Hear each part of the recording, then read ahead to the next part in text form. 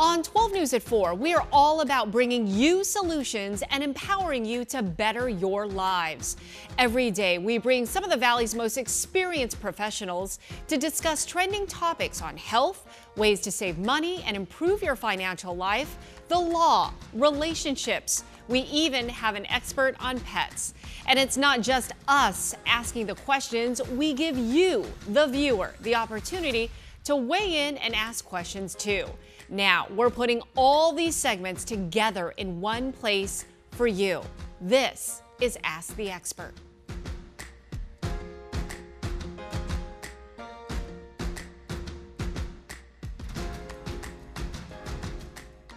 This Feel Good Friday, we are talking about basking in the sun safely. With temperatures rising, more people will be spending time outdoors doing things like lounging at the pool. But having fun in the sun could be harmful to your health if you aren't careful. So as the weather warms, it's a good time to talk about prevention and education around skin cancer. According to the American Cancer Society, skin cancer is by far the most common form of cancer in the U.S. Reducing UV exposure is crucial. So stay in the shade when possible. Also, wear clothing that covers arms and legs and wearing a hat that covers your face, head, ears, and neck. And of course, you want to regularly use sunscreen. But what's the best kind to buy? Joining me now is dermatologist Dr. James Pahoshek of All Dermatology. All right, at minimum, what SPF should we be wearing considering we live in the Valley of the Sun? Right, bare minimum 30, but that's recommended by the American Academy of Dermatology and all us dermatologists. 30 is the minimum, but going up to a 50 or 70 or even 100 if you can get it, is a good idea for multiple reasons. We'll go into later. 50 for me, thank you. Right. You don't want to mess around. Yeah. You brought some products, and for Yes. the record, it's not like you're being sponsored or anything like that, but some of your favorite products here. Well, what I always tell patients when they ask me is my favorite product is the one you're going to use. So if there's one you particularly like because of the way it feels, the way it smells, whatever, that's great. Some of these, like this one has a little bit more lighter feel to it. It's a liquidy one, great for the face, tends not to run. And then some of the spray-on ones you showed in the picture there, those work nicely. But you got to put enough of it on. That's why the shot glass isn't here for us to have drinks later. No. But a shot glass full is the minimum amount you want to use for face and exposed areas for most people. Okay, for your body. All right, so I want to go over some myths that we hear all the time, and then you set the record straight. So first one, you don't need sunscreen if you have dark colored skin. Yeah, that's not true at all. We see patients all the time. They're not, if you have darker pigment, you're less likely to be burned. You have more natural protection, but you can still get a sunburn and you can still definitely get skin cancer. So it's important, even if you have darker skin tones, wear sunscreen. Okay, let's go to the second myth. My makeup has sunscreen. That's all I need. Right. Well, makeup does have sunscreen. A lot of it does these days, pretty much most brands. But again, it's a 30. It's great if you're going into the office and you're just driving to work, because that's a place where people don't even think about it. And a lot of people come in and say, well, I didn't get any sun. Right. Well, you just came to the office. You drove in your car. A lot of sun will penetrate glass. So the ultraviolet rays, you can still get sun damage. So a bare, a 30 or a 50 in your sunscreen is great. But if you're going to be outside doing activities, you want to bump that up. Okay, good to know. Next myth, I don't need sunscreen if it's cloudy or cold. Yeah, I think we've all thought that was true. Right. I know I've And we had some cloudy sunburns. days a couple days ago. Yeah, exactly. So clouds do block out some ultraviolet rays, but it still penetrates through. And again, if you're going to be out hiking or by the pool, it's a cloudy day, wear your sunscreen. It's still very important. And I think cold, I think anybody who's either been out in cold weather, skiing or whatever, or knows somebody, you can get a terrible sunburn. Yeah. So cold doesn't do anything to ultraviolet radiation. Okay, finally, our last myth, all sunscreens are created equal. Well, that too. The things you want to look for are broad spectrum, UVA, UVB. Okay. And you also want water resistant, particularly if you're going to be out by the pool, when you're talking about the bored kids. They a lot of times want to go swimming and things. Yeah. So you need water resistant, water protective, sweating if you're working out in the yard. And remember to reapply. So most sunscreens will last for about 2 hours or so. And if you're sweating or swimming a lot, you want to get that reapplied so that you'll get protection. And water doesn't protect you from sun either. So that's another Oh, thing. yeah. You might think, well, You I'm can in the still, water. you know, it can still hit through the It's water. the same as the glass in your car. It's Exactly. just not going to protect you. Real quick, do you have a Sure. preference between chemical versus mineral? Because you hear those all the time. Right. I think some people, I personally, I put on a multitude, and there's combined products. The one thing I always think about is sometimes the chemical ones are kind of irritating on the face, so I like more of a mineral one for that. But for the all over, the sprays, the chemical ones tend to be a little bit, can be better to use and easier to spread around. Yeah. So it's, again, personal preference. If you like one or the other, the mineral ones tend to also have a little bit of a white tint to them. A lot of them come with shading in them or tinting so that they don't look quite as noticeable. All right, good to know. Dr. James, Absolutely. thank you so much. Thank you very much for having me. Happy summer. This Money Saving Monday, we are talking travel. Turns out half of all Americans plan to travel more this year than last year, but many Americans are also choosing to stay close to home in 2024, with 46% planning to take a staycation. That's according to IPX 1031. So what are some local deals for a great staycation this summer? Let's find out with travel expert Tammy Fisher of Fisher Travel. All right, this is so exciting. You rounded up the top 6 staycations. Let's start with the Hyatt Regency Gainey Ranch in Scottsdale. Right. So we priced out vacations in July for the peak of the heat when people are going to want to go and enjoy, and saving as much as 50% when you stay in the summer.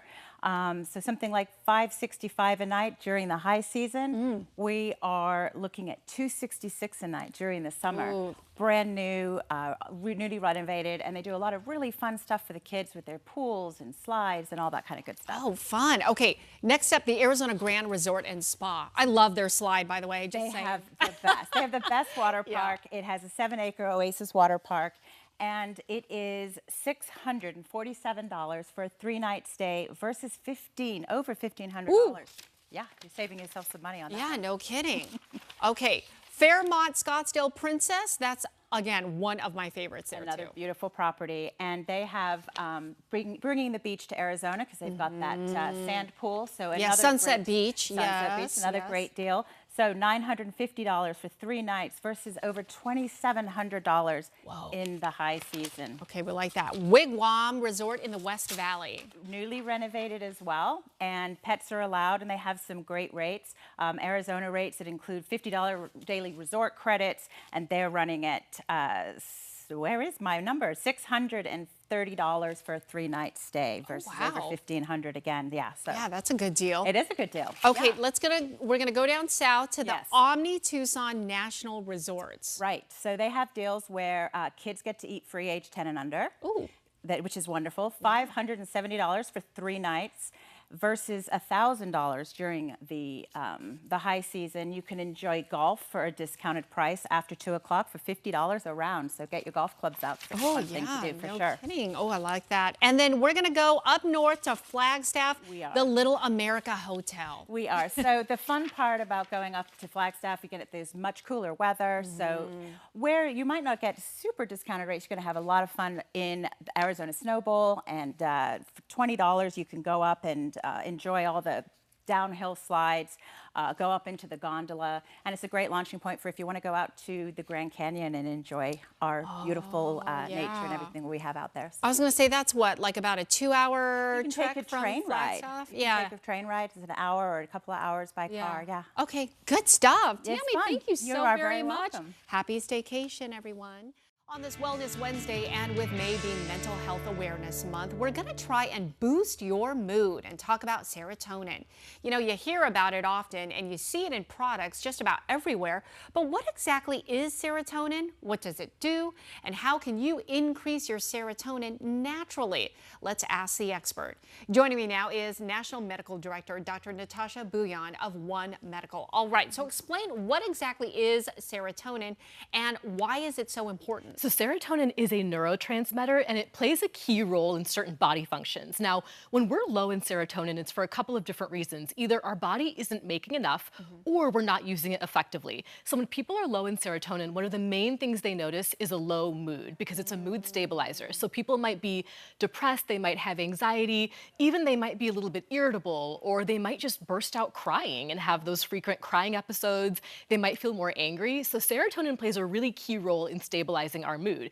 It can also play a role in things like memory. And this is why people with depression will also say they feel a little bit forgetful because that's the serotonin playing a role. And then in addition to that, it has a role in things like digestion as well as sleep. Now, the interesting thing with serotonin is more isn't always better, because when people have levels of serotonin that are too high, it might actually increase the risk of things like bone fracture, or if serotonin levels are too high, they might have decreased libido or sex drive. And so with serotonin, it really is all about having the right balance. Wow. Okay, so how do we boost a natural way to boost our serotonin? Yeah, it's exciting because there's a lot of natural ways to boost serotonin and thereby boost our mood. Number one is exercise. And in particular, it's aerobic exercise. And so we tell people to run, walk briskly, go for a bike ride, swim. And you hear this term runner's high.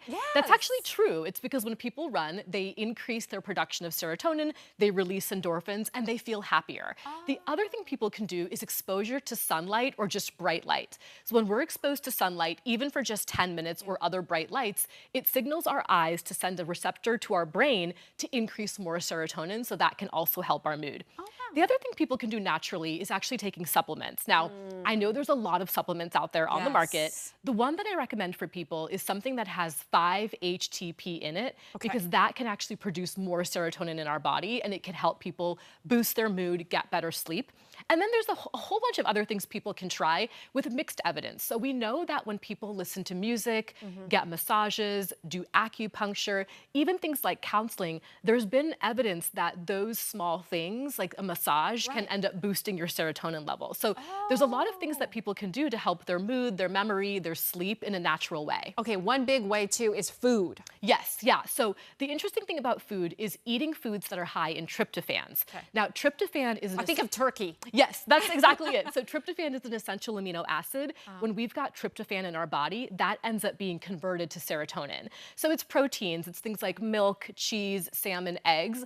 Now the caution with tryptophan is if you get too much of it, it can sometimes trigger a migraine headache. And so again, with all of this, it's all about balance, but there are a lot of natural ways to boost serotonin and help our mood. Oh, wow, that is fascinating. Okay, Natasha, thank you. Time now to ask the expert. Here to answer your questions live on the air about serotonin is Dr. Natasha Bouillon. All right, Jamie from Phoenix asks, would increasing my serotonin level as I enter the menopause era of my life help with hot flashes and memory loss? What is best for ladies of that certain age? I love that question. And Jamie, you're absolutely right. So when people are going through menopause, their hormones are decreasing. And when hormones decrease, your serotonin levels actually also decrease. And so people will notice they'll get hot flashes, but also might have mood changes. They might be crying, they might be irritable. And there's a couple ways to treat that, sure. So we know that people who have menopause, they can take hormones. And that does make a difference, but not everybody can take hormones. It's not safe for everybody. So some people who have menopause, they actually take medications that boost their serotonin levels. And oftentimes it's medications that are used for depression or anxiety, but those medications, even if you have no depression and no anxiety and all you have is hot flashes, the medications can make a difference for hot flashes just by boosting serotonin. So lots of ways to treat menopause. I think this is a great, issue to reach out to your own primary care doctor, and they can talk about the options that are right for you. Oh, interesting. All right, thank you. What about the product Serovital? It's supposed to boost your energy, sleep, skin, and more. What does that help with serotonin levels, and does it work? Serovital is a really interesting product. It tends to be more of human growth hormone. Now, people who are low in human growth hormone, when they take it and they get injections of it, it does help increase their muscle mass, decrease their body fat, increase their bone density. So human growth hormone is good for people who need it. Now, for the general public who take the Serovital supplement, there's not a lot of research that it makes a big difference. And I think as a reminder, this supplement, it's not regulated by the FDA. There's not many research studies. And so for this one, I tell people, skip it. It probably doesn't have huge benefits, but it's another one to talk to your doctor about. Okay, always ask the doc. Yeah. All right, I've heard sunlight can help. How much should I get? Yes, sunlight does make a difference in terms of mood, and this is why we hear about in the wintertime people get seasonal affective disorder because they're not getting enough sunlight. Even just 10 minutes of sunlight can make a big difference in boosting up your mood. But I always remind people the way sunlight works, it's just by visualizing the sunlight. And so you don't have to stand out in the sun for 10 minutes and get a sunburn. Always wear sunscreen when you go out in the sun because that increases your risk of skin cancer. But even if you're just looking at the sun through the window, that makes a difference in increasing the production of serotonin in your brain. Oh, that's simple. Yeah. All right.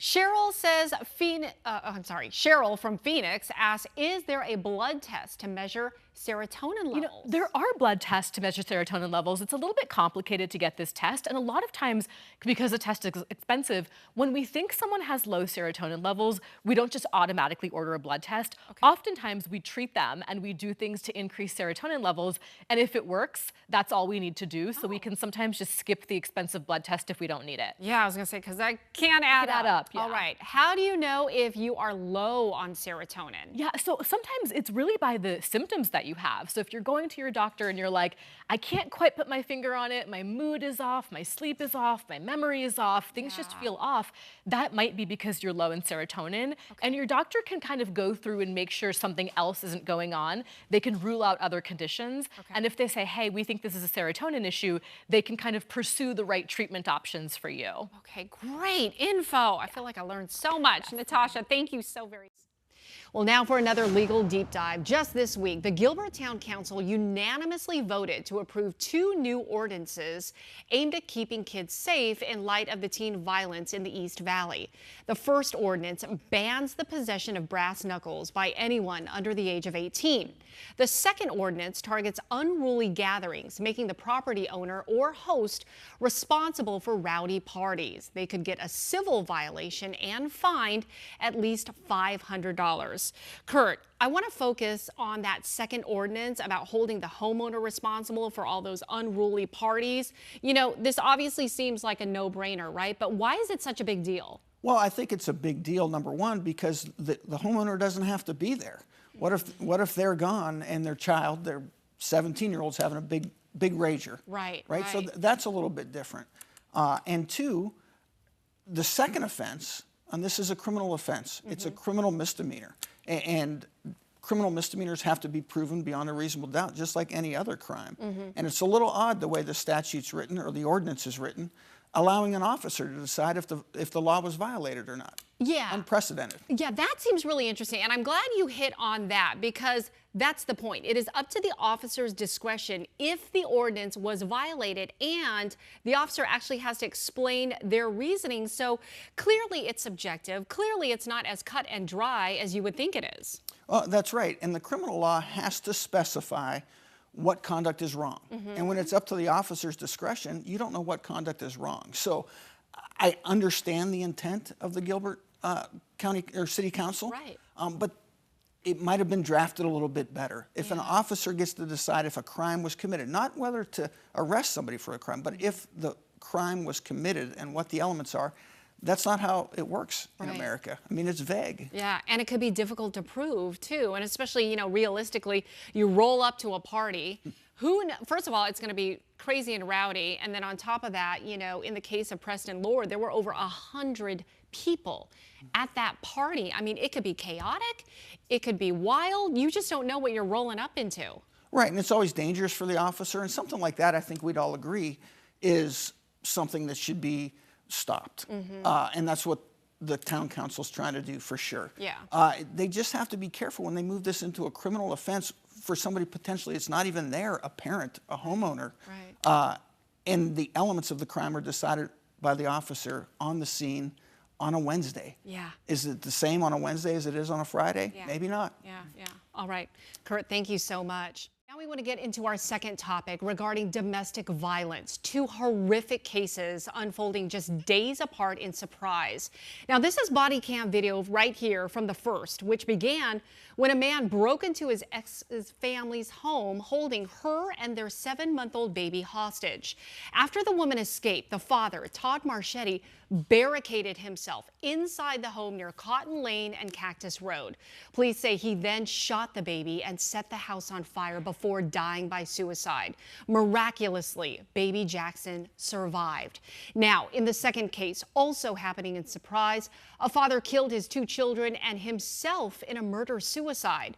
The mom of the 2 kids dropped her 7-year-old son and 6-year-old daughter off with her dad, Brock Matter, on a Friday. The kids were with their father because the parents were going through a divorce. Well, when she got a call from the kids' school the next week saying that they were absent, she called police. The 3 bodies were found inside the father's home near Greenway Road and Bullard Avenue. They were all shot in the head.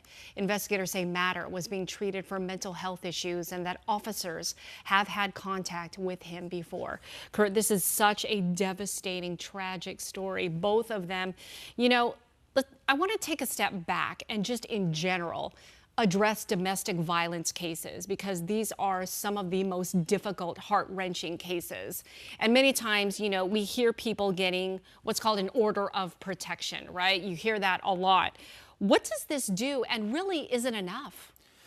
I mean, it's hard to say. Is it enough? I mean, what it actually is, Tram, is a piece of paper. It's not a shield. It's not going to protect somebody from somebody that's breaking into a house or taking a child. But it is a start, and it is a legal start that says, hey, this person can't be around me because a judge, a court has found that they've committed other acts of what would be considered domestic violence. So it's a start, and hopefully it's the end. Right. Well, and I was going to say, you'd like it for it to be at the end, but sadly, it's a feeble starting point. What other legal protections or options do people have that they should know about?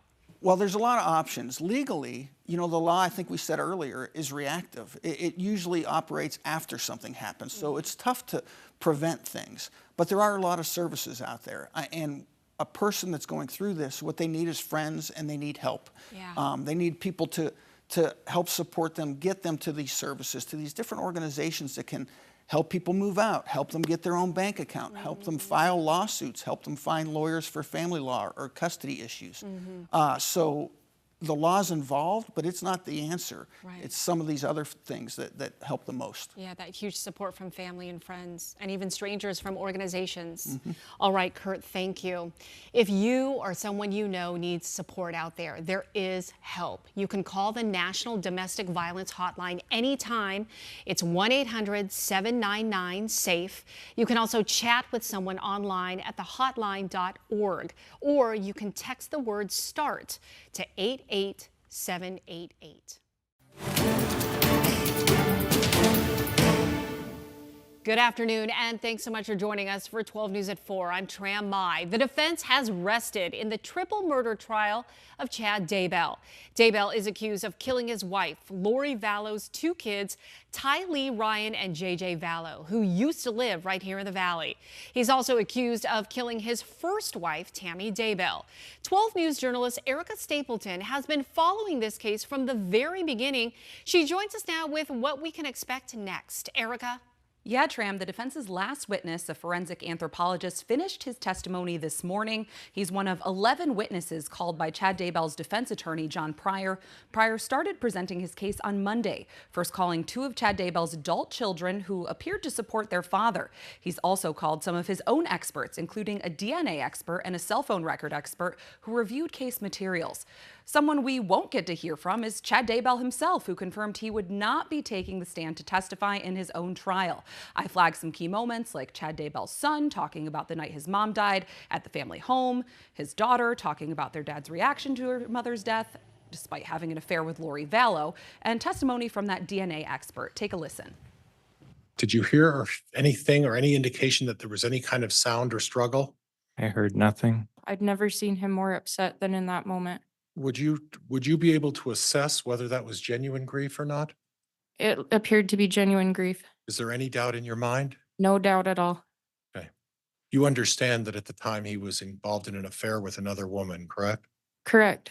Did you find any evidence of anything that you provided, that were provided to you through these DNA reports, indicating that Chad Daybell's DNA was present on anything? No. All right, Erica, there has been so much evidence presented in this case. I mean, we're nearing the end point here. It's day 29. The defense has rested. When will this case go to the jury? Well, not so fast. The state is now starting to call rebuttal witnesses. They called 2 today, and they're planning to call more next week. They're going to take a break over Memorial Day weekend, so court will resume on Tuesday morning in Idaho. So we will have to wait for that. But you're right, we are nearing the finish line here. So once all those rebuttal witnesses are called, we're expecting closing arguments, and then the case will go to the jury. So we'll see what happens, but these rebuttal witnesses are interesting. The state's bringing them in essentially to kind of diffuse maybe some of what the defense presented. So once this case does go to the jury, it'll be a bit of a, who are they going to believe type of situation. So especially with the high volume of evidence in this case. So certainly something we're going to keep watching. All right, Erica, thank you so much for that. Right now, let's examine this case even further and take a legal deep dive. I want to bring in criminal defense attorney Kurt Altman of Altman Law and Policy. Kurt, you just heard Erica. She was talking about how prosecutors are going to be calling rebuttal witnesses. Explain why they would do this and how it's effective. Well, rebuttal witnesses are very important for the prosecution. They have the burden of proof in a case like this. So the law allows them to go last, first and last, and that's what rebuttal is. And just like Erica said, they'll try to diffuse some of what the defense put out there. I know that the defense called some experts. I have no doubt that the prosecution will call some experts in rebuttal to say, hey, this is why their experts are wrong because they didn't look at this, and this is why you should believe this side and why the evidence is more important and better on this side. The fact that Chad Daybell, he never testified, does that help or hurt his case? I mean, it's hard to say, but I would say probably in a case like this, help. The first rule of thumb for defense lawyers is don't put your client on the stand. That never goes well. That's not always the case, but if you start there and then you evaluate the best way to present your case, often it's not with the defendant taking the stand. He's going to have to explain some actions if he does that, and then he's going to be subject to cross-examination by the prosecution. Let's talk about the jurors. You know, they are now heading into their 3rd month of this trial. They can't watch any media related to this case. They can't talk about it. They can't read about it. They can't do anything. We're going into a holiday weekend. Chances are people are gathering. They want to talk. They want to know the latest, what's going on. How difficult is it for the juror to hear all this dense and disturbing testimony and then, a trial of this magnitude, not even talk about it? I'm sure it's very difficult. Myself, being a lawyer, I'm never going to be on a jury, so I can't tell you from that experience. But I can tell you in a trial this long, there's going to be jurors that want to talk about it, want to tell their friends, like, you wouldn't believe what happened. And then there's going to be others that don't want to say a word. But it is difficult going into a long weekend and spending this much time not to talk about it. People are human beings. This is a human business, and that makes it hard. And it's quite the pause. I'm thinking, 3 long day weekend. I mean, does that, when you're a prosecutor, does that hurt this case? That there's a little bit of a, extra long weekend there? Well, you always want to get it done and you want to get moving, but you can take advantage of those weekends as a prosecutor or a defense lawyer as well.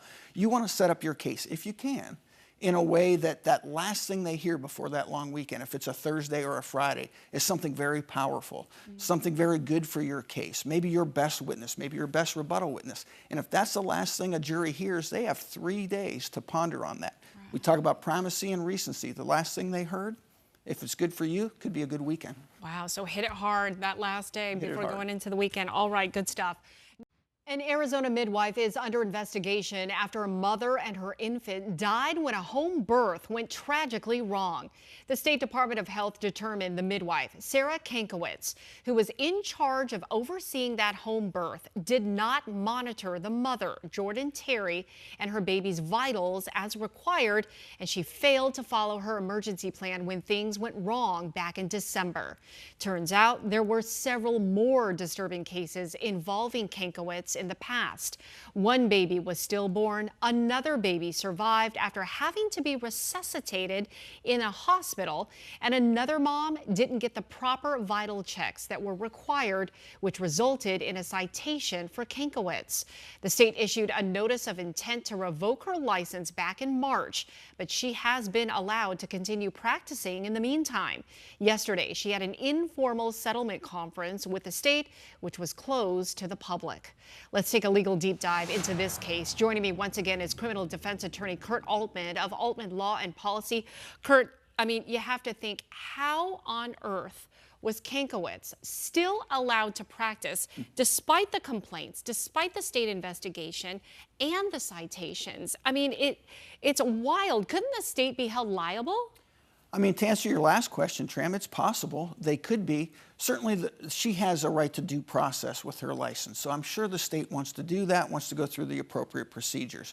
But if they have knowledge of this history, repeated pattern of activities that are not so great, they could potentially be held liable. You know, 35 years ago in law school, my professor said, you can always sue. Doesn't mean you can win, but there is there's some precedent for that. They could be found to be negligent in how they handled her license. Right, right. Okay, so we've also learned that Kankowitz did not have malpractice insurance, and apparently midwives are not required to have it, and it's really expensive. So what is the family to do in a situation like this? Well, first of all, that's remarkable, too, that they're not required to have malpractice insurance. I have to have malpractice insurance. Right, doctors have to have it, yes. Exactly. So that being said, the family has some options. First of all, her conduct, again, with the pattern, could rise to the level of being criminally negligent. So they could get authorities. Authorities should be investigating this. I'm not saying that it was a crime. Right. Probably not, but it's possible. The other thing that they should look at is probably, does she own a home? Does she have assets? Does she have a homeowner's insurance? If they're looking for money compensation, which of course isn't going to compensate them for their loss, they can look there, and maybe they can go after that insurance. But beyond that, without malpractice insurance, I'm not sure what they do. Wow, that is just incredible. All right, Kurt, you've been amazing. Thank you so much for all your insight and analysis on all 4 cases. We appreciate your time. Thanks for having me. Thanks for watching. Be sure to follow our YouTube channel for more content and watch the Ask the Expert segment weekdays at 4 p.m. and right here on our 12 Plus app.